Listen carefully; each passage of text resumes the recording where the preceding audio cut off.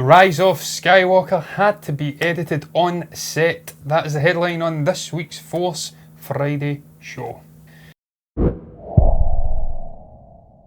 And Stephen, as I did say, the headline's pretty self-explanatory really. Mary Ann Brandon, the editor for The Rise of Skywalker, very experienced editor at that, Stephen's had to convince JJ to follow a very unusual manner in which to edit a movie. Yeah. She's been speaking, I don't know who to, but this is from Cinema Blend. Yeah. And obviously it's because of scheduling issues and whatnot, Stephen, they've had to utilise a different way of putting the movie together. She says that it kind of a worked though, because she was within 10 feet of him throughout all the different filming sort of things and sets, and that she really got a sense of how the movie was feeling, the feeling that he was trying to get JJ in different scenes and whatnot, and that helped her put the movie together. So what's your thoughts on that? I think it helped him as well, John. I think J.J. Abrams can see the editing run as he's on the production of the movie. Yeah.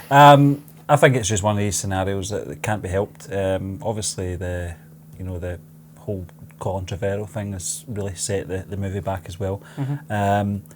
Obviously, I think it's 4 months behind schedule or what they were planning.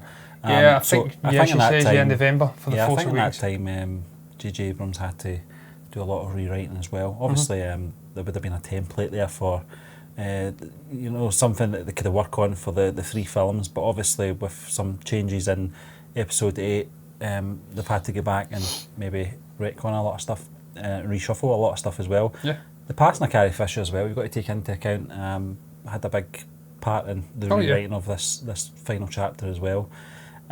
So I can understand, and all I can say is I'm not an expert on these things, on how they normally do editing, but to do it on set is something I've never heard of. But Mary Ann Brandon has got full faith in her own abilities, and she says it seems to be working for her. So you've got to take the positives out of it. It could actually be something that maybe filmmakers will do, further down the line if it works. Well, she's worked with JJ before, Stephen, on the likes of Star Trek Into Darkness, Super 8, basically worked with him in a whole host of JJ Abrams movies, so she's got that relationship built in. Perhaps if she was someone coming on, hadn't had a sort of a collaboration with JJ in the past, it may be that he'd told her, no, it's not happening, go away. Fair enough. If we have to go behind schedule and have to release this, well, it's never going to be released later. No. It's always going to be a December, so if we have to pay people 2-3 times the money to come in and work ridiculous hours to get this movie put together, a la like what Quentin did with what George Lucas did with the original Star Wars. He had to bring his wife in to do the editing. Exactly, and it actually worked out. It worked out because apparently that movie was an absolute discombobulated mess, and it was actually the editing which made it the experience that it ultimately would be.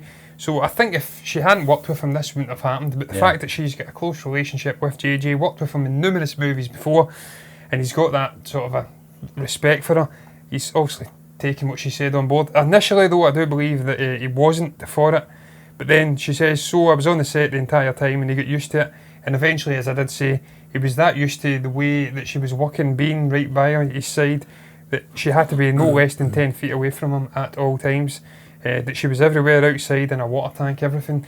So that's very exciting, the fact that they have got this great relationship. First and foremost, he's worked with her before, so that sort of a steady hand. We know that it's a person who knows what she's doing on this movie, so that's great, because some would say the people that Rian Johnson surrounded himself with probably didn't know what they were doing, because that was a discombobulated mess of a movie that finally hit the screens. The likes of Canto Bite getting on there and whatnot, and the RSPCA or PETA, anti-animal cruelty advert we got, that shouldn't have been in the movie. If there was an established steady hand of an editor involved in The Last Jedi, that wouldn't have existed, we wouldn't have seen it. But look, I digress, I'm not going down a rabbit hole slagging The Last Jedi off once again, Stephen. I find it interesting, as you did say, this may work out to be a good thing in the end. This may be something we'll see more filmmakers utilising, editing it on the set, and perhaps cutting down schedule times and whatnot in the production.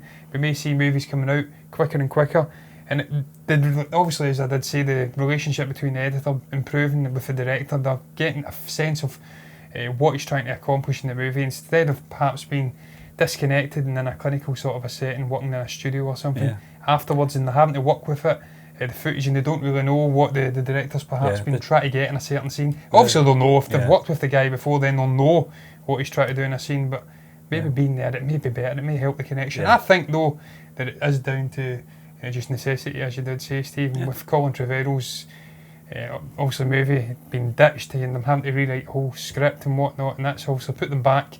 They've had to cut down on the production time, and she's called this and she's been going along and said, look, I want to do editing on the set. Yeah, so I mean, she does mention the comparisons from the editing process on The Force Awakens to Episode 9, different scenarios.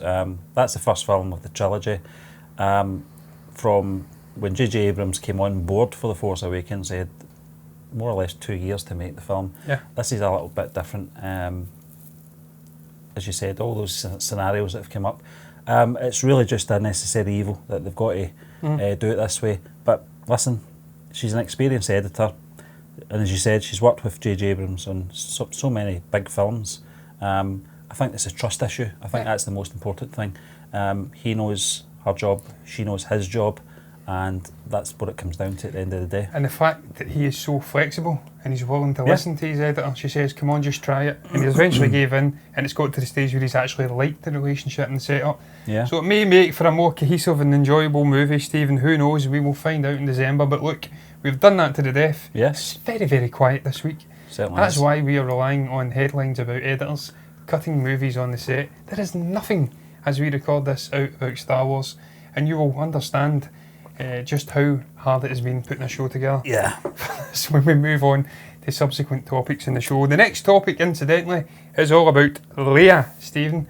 It's all about the rise of Skywalker using more than Carrie Fisher's deleted scenes, and Harley down the stairs agrees. He's obviously a Wookiee, and he's excited to see more Carrie Fisher, because obviously Chewbacca really enjoyed her, despite that whole walking carpet thing. Basically what they're saying here, it was apparently a leak, Stephen, and they're saying that they are combining clips.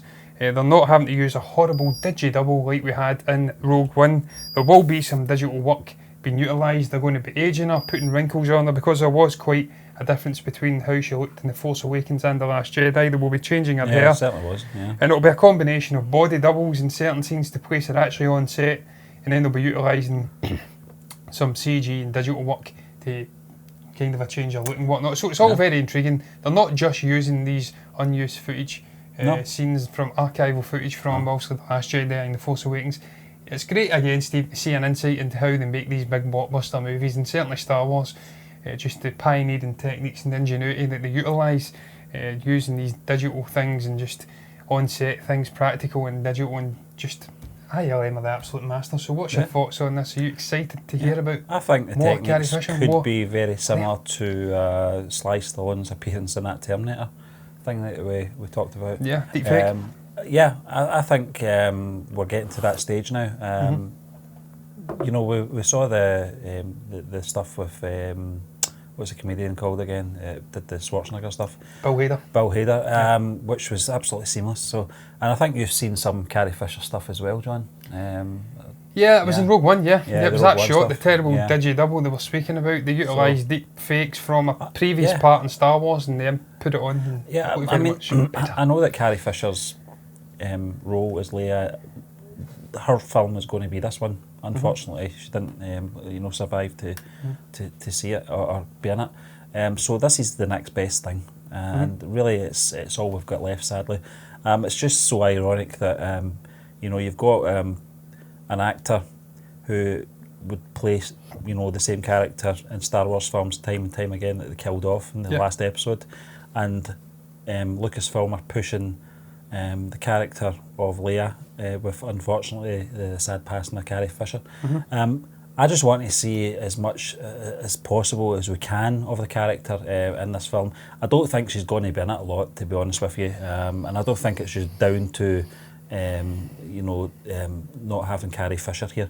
I think they always said from the very beginning that they led. It was about a new generation. That's it, exactly, John. And these legacy characters were always going to take that sort of back step.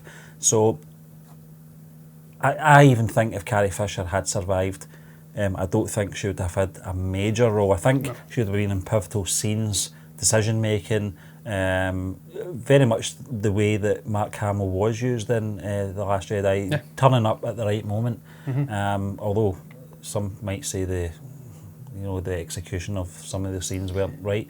But it didn't turn up at the right moment. The story is it didn't turn about up at all. the new cast, with them playing secondary characters. So, as I said, you can only take what you can for what you've got. It's interesting to see that Lucasfilm have never confirmed. I think Todd Fisher mentioned that they were using some archival stuff from The Last Jedi. Lucasfilm have never confirmed this, which would make sense because, as we said before we came on air, John, I always felt that Carrie Fisher's appearance, she looked a lot older, clearly because it was 2 years later, but she did look significantly older in The Last Jedi to her appearance in The Force Awakens. Yeah, Stephen, well, what they're saying, and this is why it's very interesting, because that actually leads into what you just said, the fact that she did look significantly older and different hairstyles. They're saying that not only will they be utilising deleted scenes from both movies, but they will be using existing footage from The Force Awakens, so they may be retooling shots of Carrie Fisher was seen in that movie, and maybe implementing it in a different scene in a way which hopefully works. I says to you, it's all very, I think Oliver Reed was the chap that passed away during Gladiator, and they took I think they took his head or his face and put it on a different actor or something.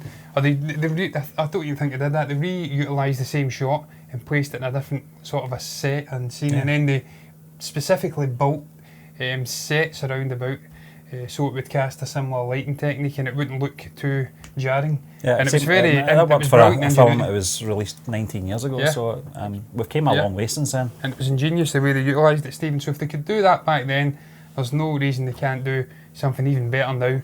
And the fact that they're talking about utilising the deleted scenes, existing footage, and utilising body doubles in there as well to actually place our own set.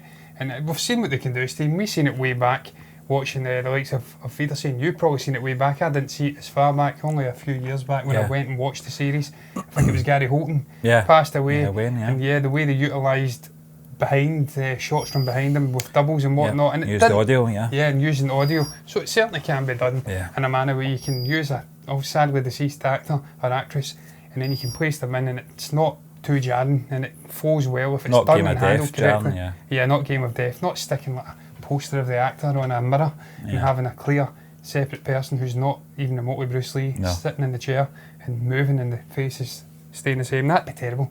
Thankfully, JG's not going to be doing that. Disney are a step above on that one. And on that note, I'm going to move on, Stephen, to the next topic. And again, we're scraping the bottom of the barrel here, but it's all about Palpatine potentially needing Kylo Ren to build a new superweapon. I hope not. I really hope not. But when you delve into the article, it's not really going down that route at all about the whole superweapon. Very long article. They don't get into the superweapon aspect until the very last paragraph. They say essentially what they're saying, Stephen. We've touched upon this before numerous times, but it's basically that Sidious could have transferred his consciousness onto a mask, the mask that Kylo Ren eventually wears in The Force Awakens and also smashes in The Last Jedi, but subsequently recreates or builds in the Rise of Skywalker, and that he has been manipulating Kylo the whole time. And it could be that when you've seen him in The Force Awakens speaking to Darth Vader's charred mask, he thinks he's speaking to his grandfather, but really it's old Sheev manipulating poor old Ben the whole time. This is why he's turned to the dark side. It's a reoccurrence of Sheev and his affection for, or his love of manipulating and pulling Skywalkers to the dark side. Obviously Ben's not an out-and-out Skywalker, but he has Skywalker blood in him. So what's your thoughts on this? Do you think that he's learned, they actually go into detail about perhaps him realising he could get killed by Vader and he had plans in place to resurrect himself and transfer his consciousness and whatnot, and some character died trying to resurrect him, and there was parallels with his death and that there could be some connection there. What's your thoughts on it? It's interesting, John, that it's Palpatine is a man who's, speaking from experience, because he was the one who killed his own master in his sleep, so that would have been at the back of his mind with Vader, definitely. And I think that's the way the Sith worked anyway, the rule of two. It's Palpatine switching on the Xbox there, Steve. Very play. But listen, in regards to this possessed helmet, it's I don't know. Why would you want to transfer your consciousness onto a helmet unless you do want to manipulate the chap wearing it? But how would he know? No, exactly. And the helmet was smashed up in the last episode. She was raging. Yeah, there was no Willem scream for that one. But no. Listen, I can see where people are trying to go for different angles on this, because I think if we're being honest, as as fans of the franchise, I don't think it would be wise to bring back Palpatine in a physical form. No. I think it's bad enough what's happened to Episode 6, but when they announced Episode 7, 8 and 9, it was always going to take a bit of a pounding, especially with the legacy characters and their happy ending. But to go back and recreate this character in physical form, I think would be the ultimate insult. I think I would like to see his spirit maybe haunting the corridors of the Death Star too. We get Rey, Poe and Finn, and possibly Kylo in there as well, visiting this ruin and just being a haunting place. Hauntings of the past. But I don't know. I don't honestly know how they're going to do it. I don't really want to see him in physical form. Bringing Ian McDiarmid on stage, though, suggests that he's not just going to be there for doing some voice work. Could be, though. Could be, because nobody could recreate that obviously iconic voice other than Ian McDiarmid. So it could be that perhaps Matt Smith, the elusive Matt Smith, who's on the casting bill and then he's off, then they're covering up things and then he's non-committal whether he's in the movie or not. Could be that he's possessed. We're going to utilise Ian McDiarmid's voice. That'd be terrible for Matt Smith. I've got a theory, John, that it could be Palpatine, as in Ian McDiarmid's voice, talking about his past, and we get some flashbacks with Matt Smith playing the young Palpatine. Very cool. And that's what the third television series will be based on. Oh yeah, with Matt Smith. Yeah, I'm having that. I'd love that, Stephen. That's a great idea. Great idea. And we were actually talking about ideas, Stephen, prior to this, before I move on. Yeah. Just how we feel they have potentially dropped the ball with this sequel trilogy by killing off. Potentially. Well, they may save it with Rise of Skywalker yet. Time will tell with that one. But I feel like, Stephen, they dropped the ball with Snoke being killed off in The Last Jedi. He should have been Plagueis the Wise, Darth Plagueis the Wise. That would have been your connection for the 3 trilogies. Yeah. Obviously, he's connected to Sheev, who ultimately turned Anakin to the dark side, perhaps buffed that everyone, not perhaps about it, he definitely did buff Anakin from the Force, we know that now, it's been established in canon.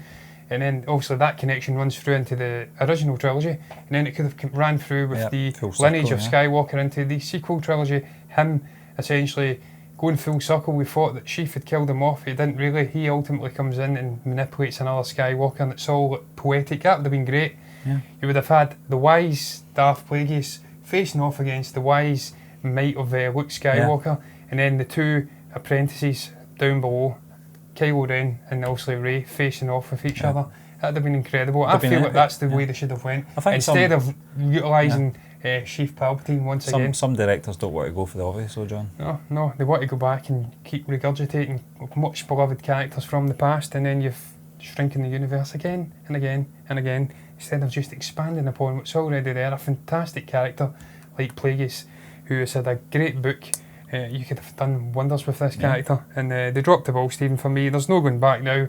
Hopefully old Palpatine has some role to play, and it's not going to besmirch the great original trilogy in any way, because it's already at the stage now where it's kind of a ruining the ending of The Return of the Jedi. We already spoke about that last week, the saddest Star Wars movie of all. But look, horses for courses and all that jazz, and I'm going to move on in that note to another title all about the Knights of Ren. Stephen, our headline all about the Knights of Ren. It's not Kylo this time though. It's about one of his underlings potentially having a lightsaber, and what this could mean for this character and other characters who get in his way. Basically this is all came from, I believe it was one of the illustrative books that showed you the character designs of the Knights of Ren, and one of them quite clearly has a lightsaber on his hilt or on his belt, and it looks like a similar design to Darth Vader's lightsaber. So that's all very intriguing, Stephen. I think we initially thought these were fallen Jedi who moved over with Kylo after he obviously destroyed the Jedi Temple. And then when we seen shots of them in The Force Awakens, it looked like they were holding big maces and axes and different things, but not lightsabers. we then thought perhaps they're not Force users.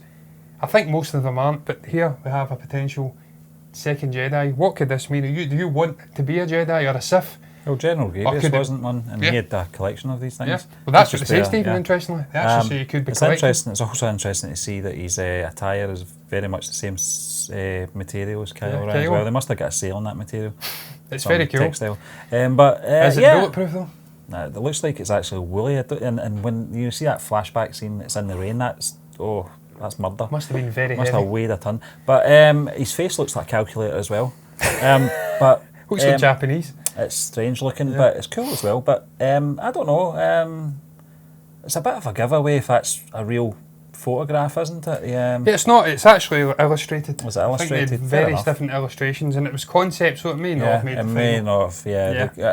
It could have been at some point they were going to be Force users, and they were going to be the ones that were fallen Jedi, which I think they should have done. I think that would have been better. To have a sort of band of. But they've always said they're not going to go down the road of using, Sith. But Fallen Jedi would have been very interesting. For Mark Hamill's Luke Skywalker to destroy. Yeah. One by one. But it's cool. It is. It's great. It's a great image of that. But I think it is. It's very similar to Darth Vader's hilt. It is. And the character as well looks very cool. It does, Stephen. I would have loved to have seen him going down that Fallen Jedi route as well. Sadly, it wasn't to be. The only thing that makes me think that he could potentially be a Force user of some sort is the fact that he doesn't have much body armour on. He's very much, as you did say, like Kylo Ren. He's just utilising this woolen garment. He could be a Force user. I don't know what that would mean for the story. It could be that he is like a General Grievous, as you said, Stephen, perhaps not a Force-sensitive character. He's just going about hunting and killing Jedi and taking their lightsabers, so that'd be intriguing. I don't know how it would work into the story, but we know these chaps are coming in. They've been, I think, in the Outer Rim or the unknown regions of the galaxy. They're going to come back with stories and strange sort of things to tell Kylo, and how they're going to be implemented in remains to be seen. Hopefully he is a Jedi or an ex-Jedi, and we see him perhaps facing off. Maybe Kylo will turn. Who knows? It's all up in the air at the moment, Stephen. It's all speculation, and we're going to move on to the final topic on that note, and it's all about a new live-action Star Wars show potentially featuring a young Darth Vader. Now, Stephen, I'm not going to lie, I've not even read this article because, quite frankly, I wasn't meaning to talk about this, but we flung it in because we were, as I did say, scraping the bottom of a barrel for this show. But I do believe the general gist of the story or the article is that this potential unnamed live action show could begin back and utilising time travel, and there's an attempt on a young Darth Vader's life. What the hell do you make of this? I prefer my Palpatine theory for a third action series, but this is terrible. There was talk about this in one of the animated shows they were going to, I don't know if it was Rebels or not, I can't remember, where time travel was utilised, and I can't remember, they were going to use it again potentially. I think this was maybe a Mike Zero theory. That they were going to use it in episode 9 or something like that, I can't remember. And they did use time travel in Rebels, I'm sure and I didn't like the idea of going down that road with the films. No, I don't like this. It sounds like one episode it's saying one episode will apparently see them trying to kill a young version of Darth Vader. It always reminds me of that. That theory, if you could time travel, would you go back and kill baby Hitler? No. Certainly in this they've got the opportunity. If this is true, they've got the opportunity to try and kill a young version of Darth Vader. A young version of Darth Vader is Anakin Skywalker. I don't know how it would work, but I don't like the idea of it because you're playing with the legacy of the franchise there, and got to be very careful that you're not destroying that work. Doing the whole Terminator multiple timeline thing where you need a chart to map out where you are. Exactly. Strange. You've got these different timelines. I think Endgame handled it well with the explanation with Bruce Banner and what's that character? The ancient one. Yeah, from Doctor Strange. I think they explained it well enough, not getting right into sort of all the the complicated explanations of that, but. No, I don't like the idea of it. I don't like the idea of this this theory of time travel and jumping into pivotal points in the Star Wars universe. Don't like it. No, Stephen, again, it just reeks of them going back and trying to mine the original trilogy for content. Yeah. Instead of expanding their brains and trying to come up with new characters which will excite everybody, excite the fan base, excite a new generation of fans, and do something different, expand the universe out instead of shrink it. It sounds terrible, to be quite frank. Yeah. It sounds like a crap version of sort of a Back to the Future or Quantum Leap, where you're getting back and trying to affect things, and it's not for me. I don't even know how it would work. One episode they go back and try and kill Darth Vader, it just seems a little bit, as I keep saying, discombobulated. It doesn't seem to fit into like an organic sort of a weaving overarching story. It just, what are you getting back in time? It's not a very creative episode? idea either, because we know that they can't succeed in doing it, because then Darth Vader won't exist. No, Stephen, as you did say, I would much Rubbish. rather, yeah, it is rubbish. I'd much rather see an Obi-Wan spin-off, what this guy was getting up to on Tatooine in the intervening years between Revenge of the Sith and A New Hope, or what you just floated there, a potential Palpatine origin story, what he was getting up to, where he went, because that guy's got some stories to tell as well, not just about Darth Plagueis the Wise, but he has been and seen some shit. Well, I think if they were to include a scene in Rise of the Skywalker, wouldn't it? Yeah. you know, it would tie in. You know, it would make sense to do a television series about that. It's very interesting. Yeah. I'm not in charge. You know, who am I? No. Sadly, Kathleen Kennedy's in charge, and she is risk averse, Stephen. Yeah. So, I'm risk averse too. I've got nothing much more to say, so I'm going to averse the risk and end the show on that note. That doesn't even make sense. But look, what did you guys make of this week's show? What did you make of the various topics we spoke about? It wouldn't surprise me if you made not very much of them, because we were scraping the bottom of the barrel. But Stephen, we managed to scrape 26 plus minutes out of it, so it's all good. If you've got anything to say, comment below and let us know what your thoughts were. Like the video if you've enjoyed it, subscribe to the channel if you're enjoying the content, and we'll be back again next Monday with MBE Box Office.